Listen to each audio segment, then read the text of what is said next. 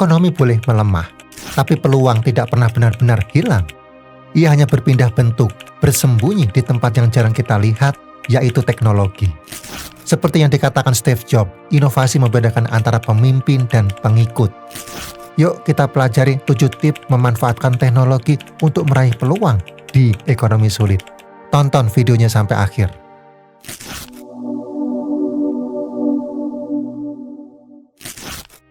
Berapa banyak dari kita yang pernah duduk termenung dan bertanya dalam hati, apalagi yang bisa saya lakukan? Dalam ketidakpastian, seringkali kita mencari-cari jawaban di tempat yang sama, dengan cara yang sama. Padahal dunia berubah, diam-diam. Teknologi bukan hanya tentang alat, tapi tentang kemungkinan. Sekarang mari kita lihat lebih dalam 7 tips memanfaatkan teknologi untuk meraih peluang di ekonomi sulit. Yang pertama, bangun identitas digital. Di tengah perubahan ekonomi dan sosial yang begitu cepat, kita semua dituntut untuk hadir, bukan hanya secara fisik, tetapi juga secara digital. Hari ini, dunia tidak lagi bertanya, siapa kamu? Tetapi juga bagaimana orang lain melihatmu di ruang digital. Menurut laporan digital 2024 Indonesia dari data Raportal, lebih dari 79% penduduk Indonesia telah menggunakan internet. Dan waktu rata-rata yang dihabiskan di media sosial mencapai lebih dari 3 jam per hari. Ini berarti ruang digital bukan lagi pelengkap, tapi sudah menjadi bagian utama dalam cara dunia mengenal, menilai, dan memilih siapa yang layak dipercaya, diajak bekerja sama, atau diberi kesempatan. Identitas digital bukan soal menjadi populer. Ini tentang membangun kehadiran yang otentik, mencerminkan siapa diri kamu sebenarnya dan apa yang bisa kamu kontribusikan. Apakah itu lewat LinkedIn, blog pribadi, channel YouTube, atau portofolio daring. Tiap unggahan, tulisan, dan interaksi adalah bagian dari jejak yang sedang kamu bentuk. Seorang pakar personal branding asal Amerika Serikat, Dan Schauble, dalam bukunya Promote Yourself menegaskan, di era digital, jika kamu tidak membentuk citra dirimu sendiri, orang lain yang akan melakukannya untukmu. Kutipan ini bukan sekedar nasihat, tetapi pengingat bahwa membangun identitas digital bukan tentang ego, melainkan tentang mengambil kendali atas cara dunia mengenal siapa diri kamu sebenarnya. Ketika ekonomi sulit, banyak orang yang menyerah, tapi ada juga yang memilih mengasah keahliannya, lalu mempublikasikannya secara konsisten. Seorang fotografer yang semula hanya bekerja untuk lingkungan terdekatnya, mulai mengunggah karyanya di Instagram. Dalam waktu beberapa bulan, ia mendapat tawaran proyek dari luar kota, bahkan luar negeri. Seorang guru honorer yang rajin membuat konten edukasi sederhana di TikTok, akhirnya diundang untuk mengisi pelatihan di berbagai sekolah. Mereka tidak berubah karena keajaiban, tapi karena membangun keberadaan. Identitas digital mereka menjadi jembatan yang menghubungkan nilai mereka dengan kebutuhan dunia. So, jika selama ini kamu merasa tidak cukup dilihat, tidak cukup dihargai, atau sulit berkembang, saatnya bertanya, sudahkah saya hadir di dunia digital dengan niat yang benar? Bukan untuk menjadi yang paling banyak disukai, tapi untuk menunjukkan siapa kamu dan mengapa kamu layak dipercaya. Yang kedua, kuasai skill dasar teknologi. Di zaman ini, kemampuan teknologi bukan lagi keunggulan, melainkan kebutuhan dasar. Tidak perlu menjadi pakar, tetapi memahami hal-hal mendasar seperti cara mengelola file secara rapi, berkolaborasi lewat aplikasi daring, hingga memanfaatkan media sosial untuk komunikasi yang lebih efektif adalah bentuk kesiapan untuk menghadapi dunia yang terus berubah. Ahli teknologi pendidikan dan penulis buku Digital Minimalism, Cal Newport, yang juga seorang profesor di Georgetown University, pernah menyampaikan, kita tidak harus menjadi budak teknologi, tapi kita perlu cukup paham agar bisa memilih dengan sadar bagaimana teknologi itu digunakan. Kutipan ini menyentuh titik penting, bahwa teknologi tidak seharusnya membuat kita kewalahan, tetapi justru menjadi alat untuk menyederhanakan, mempercepat, dan memperluas kemungkinan dalam hidup. Maka pertanyaannya sekarang adalah, sudahkah kamu cukup paham untuk memilih teknologi yang tepat bagi hidupmu? Apakah kamu sudah mengerti cara menggunakan Google Drive untuk menyimpan file penting secara aman? Sudahkah kamu mencoba menggunakan aplikasi seperti Canva untuk membuat presentasi yang lebih menarik? Atau Notion untuk mencatat ide-ide penting dan mengatur waktu kerja? Banyak orang merasa tertinggal, padahal yang dibutuhkan bukan keahlian tinggi, tapi kemauan untuk belajar pelan-pelan. 1 jam belajar Excel hari ini bisa menghemat berjam-jam kerja manual besok. Mengenal fitur sederhana dari Zoom atau Google Meet bisa memperluas koneksi, membuka ruang kerja jarak jauh, bahkan menghadirkan peluang penghasilan tambahan. Teknologi memang tidak menggantikan nilai dirimu, tapi ia memperkuat cara kamu menunjukkan nilai itu ke dunia. Ia tidak menggantikan ketekunanmu, tapi membantu menjadikannya lebih efektif. Ia tidak menggantikan hubungan manusia, tapi justru bisa mempererat jika digunakan dengan baik. Karena di dunia ini terkadang perbedaan antara yang tertinggal dan yang melesat hanya satu, yaitu siapa yang mau belajar dan siapa yang menolak mencoba. Yang ketiga, manfaatkan platform belajar online. Dulu untuk bisa belajar hal baru, kamu harus punya uang lebih, waktu luang, dan akses ke tempat yang tepat. Tapi sekarang semua itu sudah berubah. Kamu tidak perlu menunggu ruang kelas, karena ruang belajarmu hari ini ada di genggaman tanganmu. Menurut laporan World Economic Forum tahun ini, lebih dari 50% tenaga kerja global akan membutuhkan peningkatan keterampilan atau reskilling dalam waktu 5 tahun.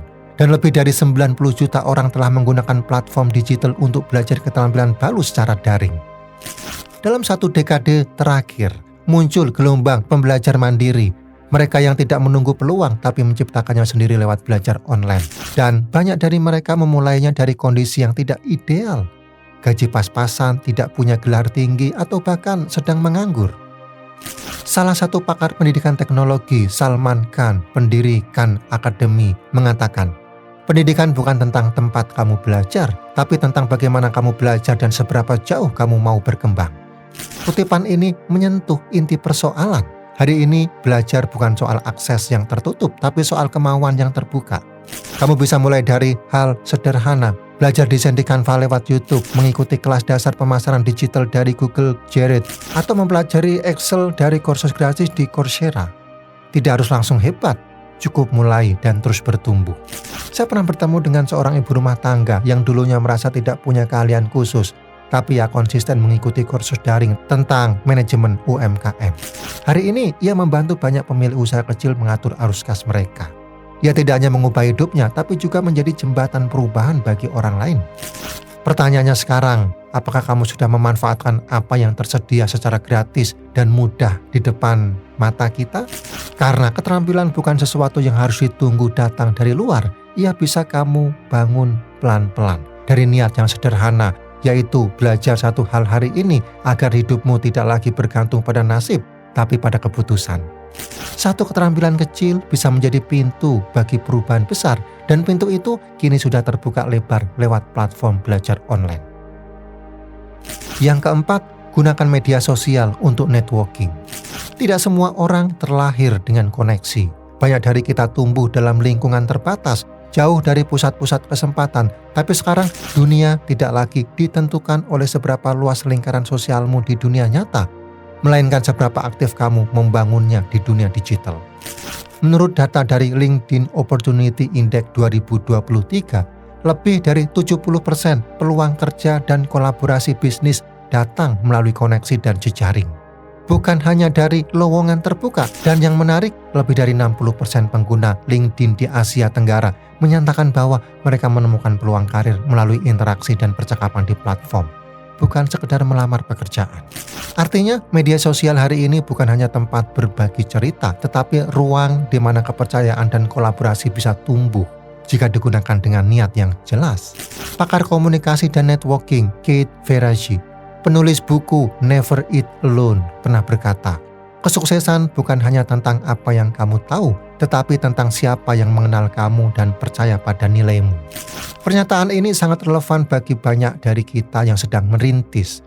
Kamu mungkin belum punya gelar tinggi, tapi kamu bisa hadir, menyapa, berdiskusi, dan menunjukkan kontribusimu melalui media sosial. Saya pernah mengenal seorang penulis konten dari daerah kecil yang awalnya hanya menulis di LinkedIn tentang keseharian dan pengalaman belajar menulis. Ia konsisten berbagi dengan cara yang jujur dan relevan. Tanpa diduga, beberapa bulan kemudian, ia dihubungi oleh agensi pemasaran dari Jakarta untuk menjadi penulis konten freelance. Bukan karena lamaran, tapi karena tulisannya menyentuh dan menarik perhatian. Pertanyaannya sekarang, sudahkah kamu menggunakan media sosial untuk membangun hubungan yang bermakna? Sudahkah kamu bergabung di komunitas yang sesuai dengan visi hidupmu? Atau kamu masih hanya menggunakan media sosial untuk melihat, membandingkan, dan menghabiskan waktu? Karena dalam dunia yang saling terkoneksi seperti hari ini, langkah kecil seperti menyapa seseorang, membagikan pemikiran, atau ikut diskusi daring bisa menjadi awal dari peluang besar. Tidak semua harus viral, tapi semua bisa bernilai jika dilakukan dengan kesungguhan dan niat baik. So, jangan tunggu undangan datang, mulailah memperluas jangkauan. Hadir di tempat yang relevan, tunjukkan nilai dirimu, karena siapa tahu orang yang kamu bantu hari ini adalah pintu bagi pertumbuhanmu besok. Yang kelima, automasi tugas rutin. Hidup ini seperti mendayung perahu di sungai yang terus mengalir. Jika kamu terus mendayung tanpa jeda, tanpa arah yang jelas, tenagamu akan habis sebelum sampai ke tujuan. Tapi kalau kamu tahu cara memasang layar, kamu bisa memanfaatkan angin untuk melaju lebih jauh dengan tenaga yang lebih ringan. Automasi adalah layar dalam kehidupan digital kita. Ia bukan menggantikan kerja keras, tapi membantu mengarahkan energi kita pada hal yang lebih penting dan bermakna. Menurut laporan dari McKinsey Global Institute, lebih dari 40% waktu kerja dalam bidang administratif dapat diotomatisasi dengan teknologi yang saat ini sudah tersedia. Waktu yang selama ini habis untuk hal-hal repetitif seperti membalas email, menjadwalkan pertemuan, atau menyortir file sebenarnya bisa dialihkan untuk berpikir, merancang, dan bertumbuh. Tim Ferriss, penulis buku The 4-Hour Work Week, pernah mengatakan, fokuslah hanya pada hal yang membawa dampak besar dan delegasikan atau otomatisasikan sisanya. Dalam hidup, seringkali kita terjebak dalam rutinitas yang tidak produktif, tapi sesungguhnya hanya menyita ruang berpikir. Kita merasa sibuk, tapi tidak benar-benar bergerak maju. Kita merasa penuh, tapi hampa makna. Saya mengenal seorang pemilik usaha kecil yang awalnya mengeluh kelelahan setiap hari. Ia mencatat pesanan secara manual, mengatur pengiriman, hingga membuat laporan harian sendiri. Tapi setelah belajar menggunakan Google Form untuk pemesanan, Google Sheet untuk otomatisasi stok barang, dan aplikasi jadwal pengiriman, waktunya menjadi lebih lapang. Ia mulai punya ruang untuk merancang strategi pemasaran, mengembangkan produk baru, dan bahkan beristirahat lebih cukup. Pertanyaannya sekarang, apa saja dalam hidupmu yang sebenarnya bisa diotomatisasi, tapi masih kamu kerjakan sendiri karena belum sempat belajar? Teknologi hari ini bukan hanya untuk mereka yang bekerja di kantor besar. Ia ada untuk membantu siapa saja, termasuk kamu, agar bisa bernapas lebih lega dan berpikir lebih jernih. Mungkin selama ini kamu terlalu sibuk mendayung, padahal layar itu sudah ada. Kamu hanya belum sempat mengikatnya. Kini saatnya berhenti sejenak, pilih satu tugas yang menguras waktumu dan cari cara untuk menyederhanakannya dengan bantuan teknologi. Karena hidup bukan hanya tentang menyelesaikan tugas, tapi tentang memberi ruang bagi hal-hal yang benar-benar berarti. Yang keenam, eksplorasi peluang freelance digital. Seorang teman saya adalah pengusaha kecil. Ia sudah bertahun-tahun membangun bisnis dengan kerja keras. Bangun pagi, pulang larut malam, tapi saat pandemi datang, semua terasa sia-sia. Usahanya merosot tajam dan ia mulai merasa kehilangan arah. Sampai suatu hari, ia memutuskan untuk belajar membuat konten dan menawarkan jasanya secara daring. Ia tidak ahli teknologi, tapi ia tekun. Ia pelajari desain sederhana, ikut kelas daring gratis, lalu mulai membantu UMKM lain membuat materi proposal secara freelance. Hari ini, sebagian besar penghasilannya datang dari proyek-proyek digital yang bisa ia kerjakan dari rumah. Saya pun mengalami hal yang hampir serupa. Di saat semua pintu konvensional terasa tertutup, dunia digital memberi saya jendela baru. Saya mulai menawarkan kemampuan menulis saya kepada beberapa platform. Dan dari sana perlahan terbuka jalan-jalan baru yang dulunya bahkan tidak pernah saya pikirkan. Pakar masa depan Jacob Morgan pernah mengatakan, masa depan pekerjaan tidak ditentukan oleh tempat kita bekerja, tapi oleh nilai yang bisa kita tawarkan dan sejauh apa kita bisa ditemukan. Saya ingin bertanya kepada kamu sekarang, pernahkah kamu merasa kerja kerasmu tidak membawa kemana-mana? Mungkin bukan karena kurang usaha, tapi karena tempatmu melangkah belum selaras dengan arah dunia saat ini. Dunia sudah berubah, yang tersisa bukan siapa yang paling kuat, tapi siapa yang paling mau mencari jalan baru meski dengan langkah kecil. Yang ketujuh, bangun mindset adaptif. Dalam dunia yang terus bergerak dan berubah, yang bertahan bukanlah mereka yang paling hebat, Tetapi mereka yang paling siap menyesuaikan diri. Teknologi hanyalah alat, yang membuatnya bermakna adalah cara kita menggunakannya dan sikap kita terhadap perubahan yang dibawanya. Seorang psikolog terkenal dari Stanford University, Dr. Carol Dweck, yang dikenal dengan teori growth mindset, pernah mengatakan, orang yang memiliki mindset berkembang percaya bahwa kemampuan dapat dikembangkan melalui kerja keras, strategi yang tepat, dan masukan dari orang lain. Kutipan itu terlihat sederhana, tetapi dalam kehidupan sehari-hari mengubah pola pikir bukan hal mudah. Saya pun pernah berada di titik di mana perubahan membuat saya takut. Takut gagal, takut tidak mampu, takut meninggalkan zona yang nyaman. Namun perlahan saya menyadari, yang membuat saya tertinggal bukan karena saya kurang pintar, tetapi karena saya terlalu lama bertahan pada cara lama. Saya menolak belajar hal baru karena merasa sudah cukup. Padahal dunia tidak menunggu, ia terus bergerak dengan atau tanpa kita. Pernahkah kamu merasa takut memulai sesuatu yang baru hanya karena merasa tidak cukup mampu? Atau menunda belajar teknologi karena merasa usia bukan lagi waktu untuk itu?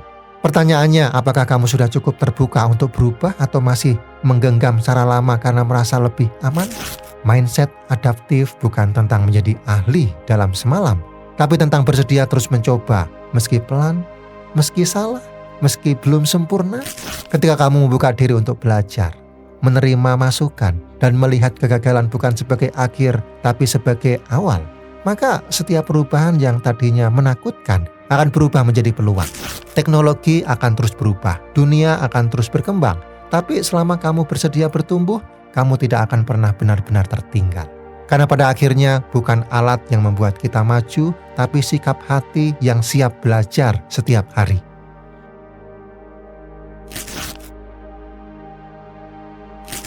Sekarang mari kita jujur pada diri sendiri. Dari 7 langkah yang tadi kita bahas, adakah yang selama ini kamu tunda karena merasa belum siap atau karena diam-diam takut gagal? Saya pun pernah ada di titik itu. Saya tahu apa yang perlu dilakukan, tapi hati enggan melangkah. Namun pada akhirnya hidup tidak menunggu. Dan jika saya terus diam, maka bukan dunia yang akan meninggalkan saya, tapi saya yang menjauh dari potensi terbaik saya sendiri. Ekonomi memang di luar kendali, perubahan datang tanpa permisi, tapi satu hal tetap bisa kamu pilih, yaitu keberanian untuk memulai. Kini saatnya kamu memilih langkahmu, bukan karena semua sudah pasti, tapi karena hidup terus berjalan dan kamu layak ikut tumbuh di dalamnya. Jika saat ini kamu merasa sedang berdiri di persimpangan antara keinginan untuk bertumbuh dan rasa takut yang menahan langkah, ketahuilah bahwa kamu tidak sendiri. Setiap dari kita sedang menapaki jalan hidup yang unik. Ada pencarian yang panjang, ada jatuh bangun yang diam-diam kita tanggung sendiri, dan ada harapan yang tidak pernah benar-benar padam, meski dunia terus berubah. Dan jika kamu merasa waktumu telah tiba untuk melangkah lebih dalam, memaknai kesuksesan bukan hanya dari pencapaian luar, tapi dari dalam diri yang utuh dan sadar. Saya Kotianto menyiapkan ruang belajar yang hangat dan terarah untukmu. Klik join dan masuklah ke dalam Action Kaya program. Di dalamnya kamu akan menemukan Success Blueprint Mastery. Sebuah peta hidup menyeluruh dari syukur yang sederhana hingga legacy yang bermakna. Langkah selanjutnya ada di tanganmu dan saya siap mendampingi setiap prosesnya.